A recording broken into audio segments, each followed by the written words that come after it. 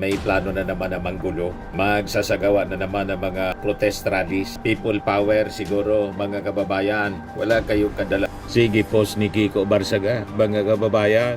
Ayan Congressman Barsaga's statement on former President Duterte. President Marcos will not politically survive if former President Duterte returns to the Philippines. Marcos is doing all that he can to ensure that President Duterte 3 and 7. Then a massive rally by INC plus GIL plus yung church ni Kibuloy. Yung GIL, yung grupo ni Joel Villanueva, around November 15 to 18. The anniversary of... Sa isip ninyo yan, manggugulo kayo. Wala namang mangyayari, may masasaktan lang. Nasasaktan pa yung mga kasama ninyo kuminsan. Nagbabagang mga balita at pagtalakay sa mga isyu ng lipunan. Bullseye! Opinyon, banat at paglalantad sa katotohanan. Bullseye! What you see is what you get. You decide. Dito po mga kababayan, si Dante Maravillas. Pag-usapan natin itong sabi, may plano na naman ang Gulo. Magsasagawa na naman ng mga protest rallies. People power siguro, mga kababayan. Wala kayong kadala-dala. Wala man maniwala sa inyo. Yung mga gustong tanggalin ang ating Pangulong Bongbong Marcos. Ginagamit ninyo pati si Kiko Barsaga.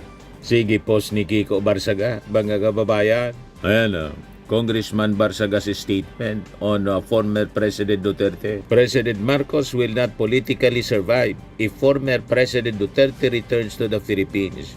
Marcos is doing all that he can to ensure that President Duterte dies in The Hague. Yan ang panggagatong nila. Sige ang gawa na kung ano-anong kwento, pati yung PCG, Philippine Coast Guard, dinamay na ni Barsaga. Yan ang mga post niya. Congressman Kiko Barsaga is advised not to meet with PCG Tariela due to threats of ambush by PCG personnel. Mga post niya to mismo, mga kababayan.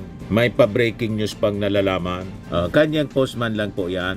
Tapos sabay react ng mga DDS, mga kababayan, na bilib sa kanya. Siguro si Commodore Tariela, gumawa na kayo ng mga legal actions. Kasi nagtahi ng kwento, itong si Kiko Barsaga, ang gagatong ng gulo. Kung ano-ano na lang pinagpo-post mga kababayan, mapansin lang ng publiko. O ngayon, nag-post si Atty. Jesus Falsis. Ito daw yung game plan ng mga DDS. Magpapaputok ng iskandalo that leads to BBM between November 3 and 7.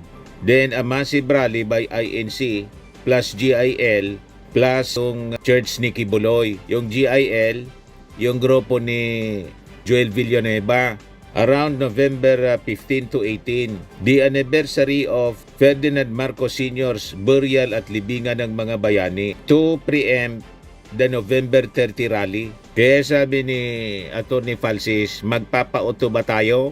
Galit kasi din yung GIL mga kababayan kasi si Joel Villanueva na pastor nila, tinador, pinapakasuhan ng ICI kasama si Jingo Estrada, Isaldico, yung DPWA Yusek, si Bernardo, yung taga-Kuwa, si Lipana, saka yung isang dating congresswoman, si Mitch Kahahon. Oy, kung naniniwala po si Senator Joel Villanueva na wala siyang kinalaman, diharapin niya po yung kaso tulad ng dati na kinasuhan sa ombudsman sa PDAP scam, yung dismissal order ni dating ombudsman Conchita Carpio Morales, lang dinismiss ni Martires. Sagutin niya kung talagang naniniwala siya na hindi siya guilty tulad na nangyari sa PDAP. Diba po? Ginagamit yung church, yung grupo niya para i-cover po yung pagkasabit niya dito sa flood control scam.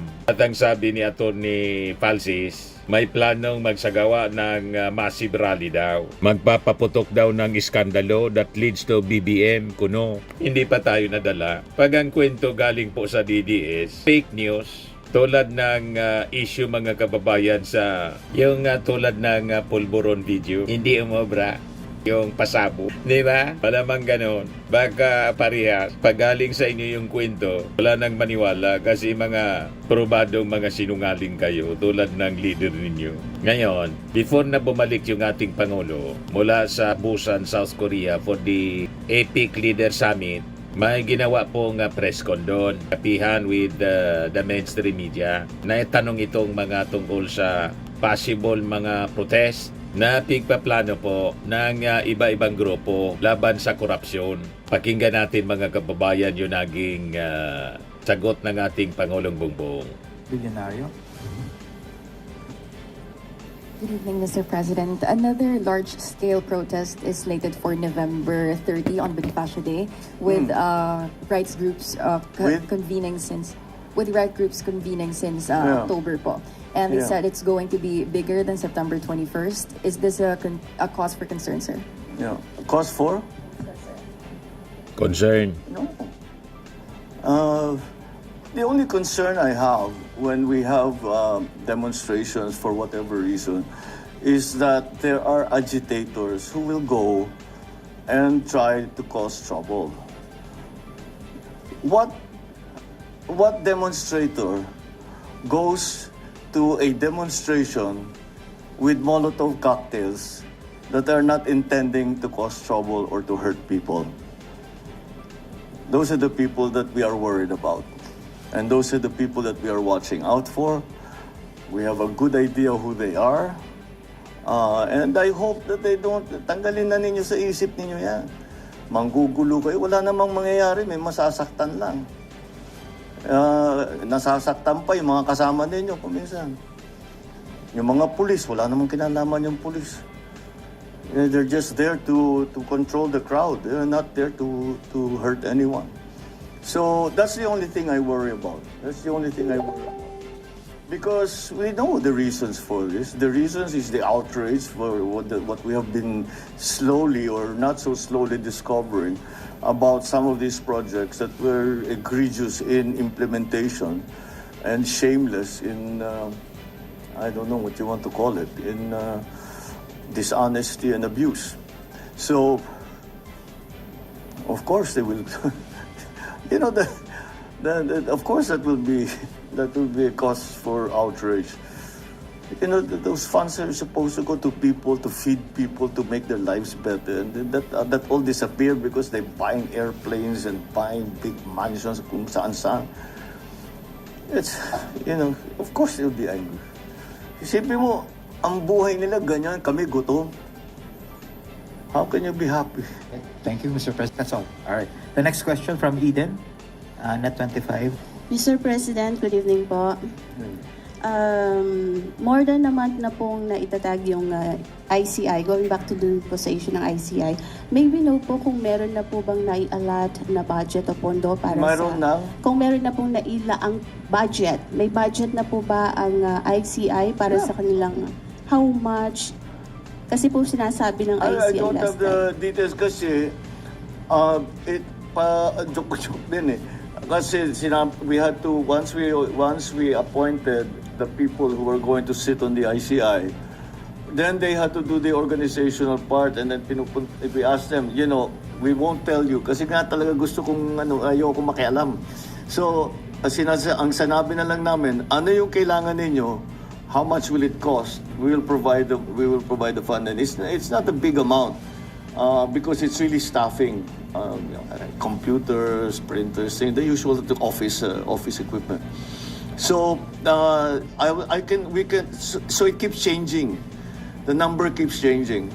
So, but we can provide some. I don't know what the latest numbers are, pero kasi yun na nga, una yung staffing kakaunti lang, tapos medyo dumami, then they're trying to create other departments to do the research, to do the investigation, to do the forensic accounting, all of those things. So it's a work in progress. That's the best way I could put it. It's a work in progress. We are again committed to providing whatever funding is necessary, and we can get to you. It's not going to be a final number, but we'll get to you what we've done so far. Pero kailan po talaga na ibigay yung kanilang budget? Kasi kailan po na ibigay sa ICI yung budget nila? Kasi 2 weeks ago pa parang nagsabi na wala silang fund. Wala silang funds doon sa mga gusto nilang gawin. Kasi talaga bago lang sabi, we need more of this. We need this that we didn't realize we needed before. So, hindi pa namin napondohan. But, like I said, we're committed to make sure that they can, to fund their investigation, to make sure that everything that they want to do with the investigation, they can do. That they have all the people that they need, that they have all of the whatever equipment that they need, all of that. Even information, which is probably the most important thing of all. And funding is important, but if the biggest, I think the most important promise I made to them is that any single item of information that you require from any department in the executive, you have it. No questions, no subpoena, no nothing. You have it. Basta i-request nyo sa amin, nasa inyo na. That's probably the most important commitment that we made, beyond the funding. Salamat po, Mr. President. Ace Romero from the Philippine Star. President, you ordered the reduction of construction costs of the PWH projects, even widened it to cover those of farm-to-market roads, irrigation, classrooms, and hospitals. Exactly. In the case of DPWH, you said several items such as asphalt, steel bars, and cement were overpriced by as much as 50%. Yes. Is your expanded cost-cutting directive an acknowledgement that there's indeed a widespread overpricing of projects in the 2026 budget?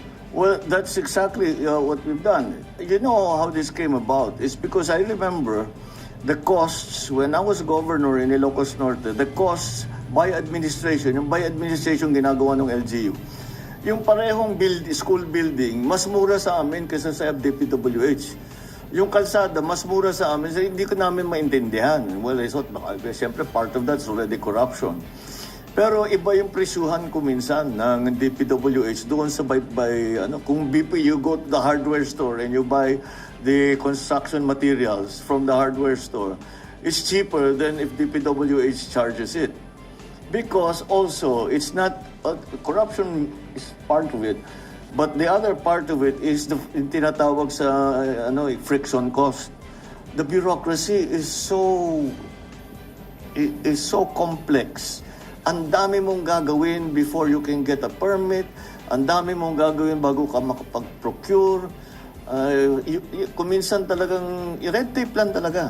And that costs money. That costs money. So, because we are reducing that side of it, the red tape of it anyway, sabi na, we don't have to pay for that red tape anymore. So let's bring the prices down to something closer to market, to what anybody else can buy in the store. So yun ang aming talagang habol. Hindi na kasi napupunta yan. Ang una naming inayos was the DBM put out now has a website where you can order all the LGUs basically ang tinitignan namin, or any kinds of equipment. You have a choice. You can buy, basta it's all accredited. At saka nakalista doon, naka-display doon yung presyo. So hindi ka makapag-overprice. So that was the LGU.